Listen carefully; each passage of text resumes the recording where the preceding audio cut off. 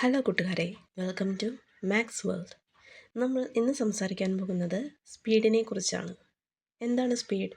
നിങ്ങൾ സ്പീഡ് എന്നൊരു വാക്കിനെ കുറിച്ച് കേട്ടിട്ടുണ്ടോ? ആ, നമ്മളെല്ലാവരും കേട്ടിട്ടുണ്ടാവില്ലേ? സ്പീഡിനെ കുറിച്ച് പഠിച്ചിട്ടില്ലെങ്കിലും നമ്മൾ സ്പീഡിനെ കുറിച്ച് പറയുകയും ആ വാക്ക് ഉപയോഗിക്കുകയും ചെയ്തിട്ടുള്ളവരായിരിക്കും. നമ്മൾ റോട്ടിലൂടെയൊക്കെ പോകുമ്പോൾ പറയാറില്ലേ, അതെ, ആ കാറിന് എന്തൊരു സ്പീഡാ, ആ ബസ്സിന് എന്തൊരു സ്പീഡാ.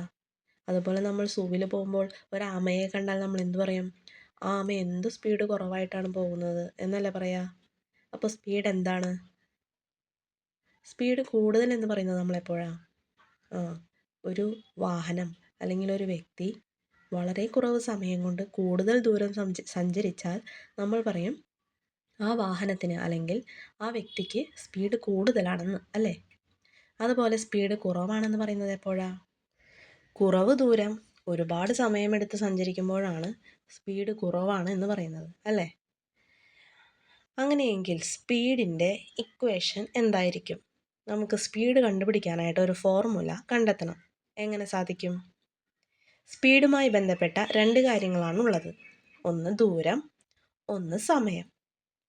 ഈ സമയത്തിനെയും ദൂരത്തിനെയും സ്പീഡുമായിട്ട് എങ്ങനെ നമുക്ക് കണക്ട് ചെയ്യാം? Speed equal to distance by time. ദൂരത്തെ സമയം കൊണ്ട് ഹരിച്ചാൽ നമുക്ക് സ്പീഡ് കണ്ടെത്താൻ സാധിക്കും.